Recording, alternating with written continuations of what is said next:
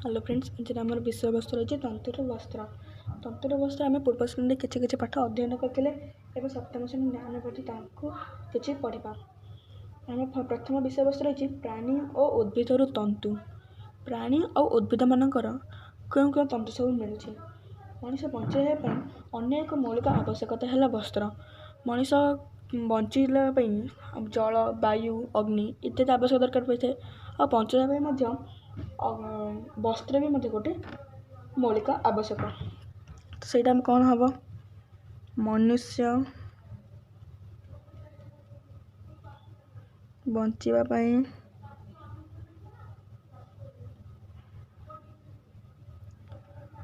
वस्त्र हेउची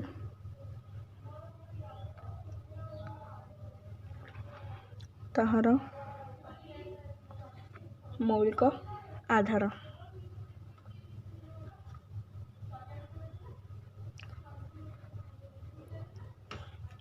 तापर आमर हूँ तंतु जातीय पदार्थ वस्त्र प्रस्तुत कर तंतुर केतोटी वस्त्र होता है। तंतुर सूता काटिकी वस्त्र बुना जाए आम पढ़ी पूर्व श्रेणी पंचम श्रेणी सामाजिक। तंतुर डैश तैयारी होता है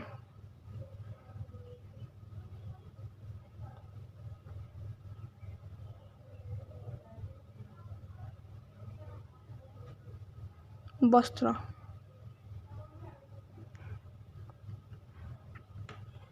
तापर हूँ तंतु जातीय पदार्थ उद्भिदर विभिन्न अंशरू प्राणी ठारू उपलब्ध होता है।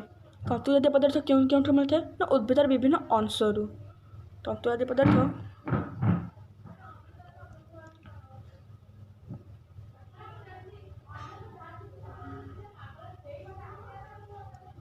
उद्भिद और मनुष्य नुहे प्राणी मानकर उपलब्ध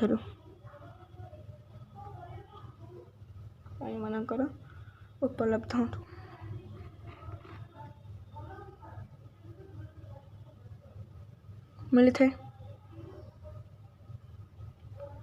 आम 3टा पॉइंट कौन कौन जानले ना मनुष्य बचाइवाई वस्त्र हो तार मौलिक आधार। आ तंतुर कौन तैयारी थाए ना तंतुर वस्त्र तैयारी होता है। तंतु जातीय पदार्थ क्यों क्यों मिलता है ना उद्भिद और प्राणी मान उपलब्ध मिलता है। ये आम पढ़ीदे तापर आम नेक्स्ट पॉइंट आड़ को जीवा।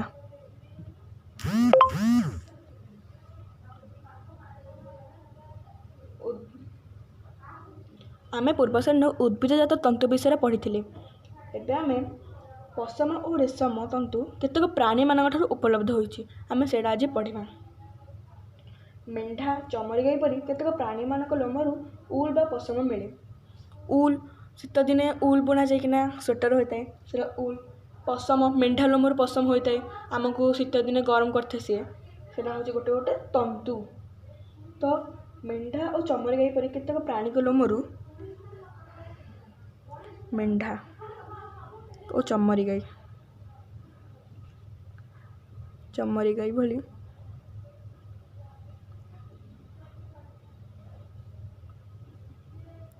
केतक प्राणी मान लोमरू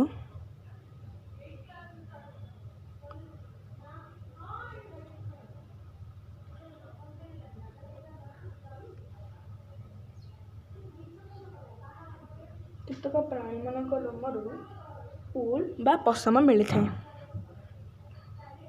डैश और डैश मिलता है क्वेश्चन होची उल और पशम।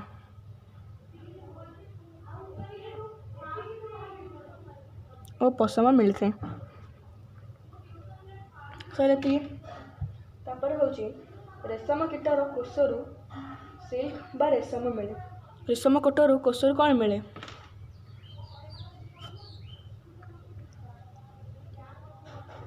आम रेशम गोटे कीट बोली आम पूर्व जानी। रेशम कीटर कौटू मिले रेशम कीटर रेशम मिले आम पूर्व जानी। मेंढा लोमरू पशम मिले तो रेशम कौन मिले रेशम मिले रेशम मिले। रेशम गोटे कौन रेशम गोटे प्रकार कीट। तापर आम देखिए 6 पॉइंटा 6 पॉइंट आम कौन अच्छी ना तुम जानी कि स्वेटर बुणवाई आम बजार में किणुवा उल यही तंतुरी किपर तैयारी होता है। मुझे पूर्वर कहूली मेढ़ा लोमरू चमरी गाई केतक उल तैयारी थाए।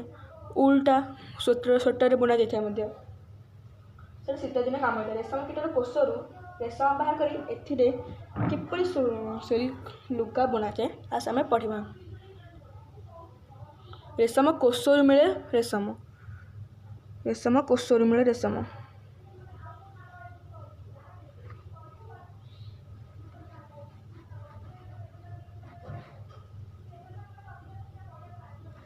है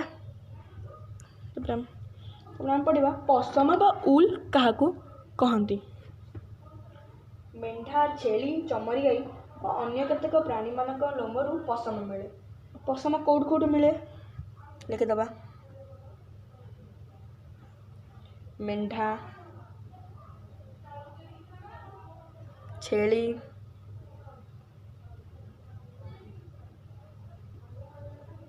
चमरी गाई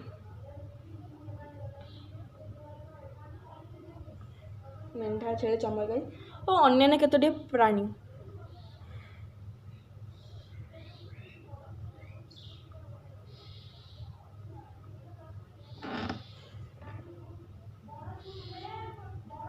केतोटी प्राणी मान मिलता है।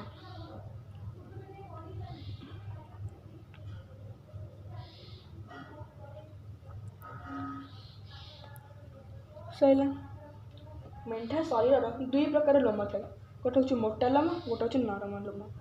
मेढ़ार शरीर केते प्रकार लोम थाए ना दुई प्रकार लोम थाए गोटे हूँ मोटा लोम हेले सेटा बहुत मोटा आउ नरम लोम हेले सेटा पूरा सफ्ट सफ्ट लगे।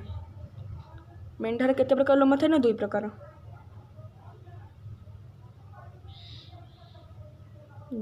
लोम यथा वन है मोटा लोम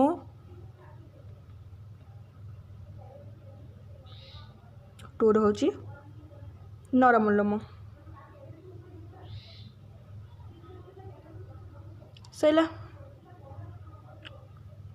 तो आम कौन पढ़ुले ना पशम पढ़ुले। आर 6 नंबर विषय वस्तु हूँ कौन पशम बा उल कौन।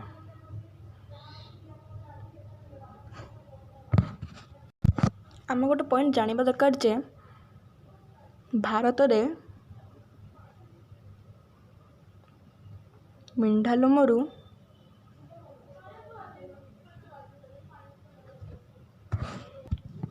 पशम प्रस्तुत करा जाए। भारत में मेढ़ा लोमरू पशम प्रस्तुत करा जाए। भारत में पशम पर मुख्यतः मेढ़ा पालन पालन करा जाए। मेढ़ा पालन उपयोगी कौन ना मेढ़ा पालन उपयोगी हूँ मेढ़ार नरम नरम लोम आ मोटा मोटा लोम थाए। मोटा मोटा लोमर और नरम नरम लोम किसी कार्य में व्यवहृत होता है। शीत दिने यार उपयोगी करा जाए। तो आम 9 पॉइंट आड़ को जीवा।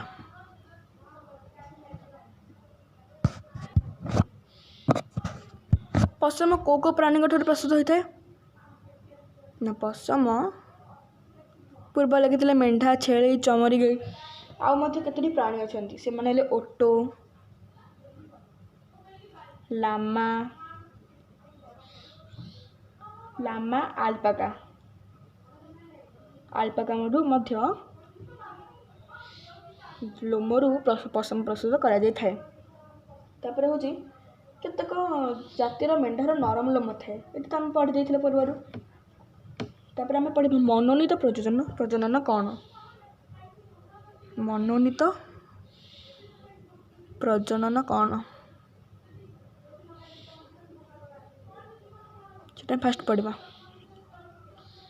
आजिकल विभिन्न प्रकार पद्धति अवलम्बन कर नूतन मानर नरम लोम बा मेढ़ा सृष्टि करा प्रक्रिया को मनोनीत प्रजनन कहुए।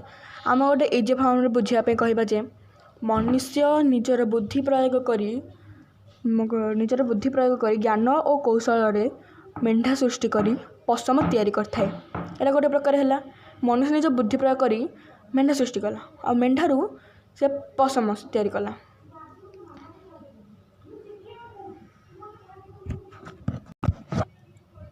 आमे बहिर पॉइंट अनुसार लिखा किंतु मुझे पॉइंटा कहती बुझापी। आम बहिर पॉइंट कौन देता ना आजिकल विभिन्न प्रकार पद्धति अवलम्बन कराए। आजिकल विभिन्न पद्धति अवलम्बन कराए। विभिन्न पद्धति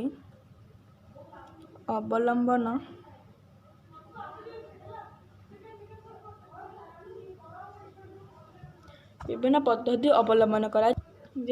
उन्नत मानर माने बेसी उन्नति से सब कर उन्नत मानर नरम लोम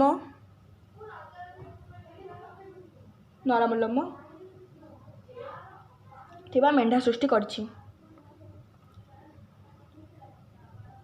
एथि केवल नरम लोम अच्छे कहीं आम पढ़ी मेंढार दुई प्रकार लोम थाए गोटे हूँ मोटा लोम नरम लोम किंतु मनीष जो निजर ज्ञान पद्धति अवलम्बन करी जो मेंढाटा सृष्टि करछि से केवल नरम लोम से मेंढार थिला सृष्टि करिछि ताहाको मनुष्य मनोनीत प्रजनन कहुए।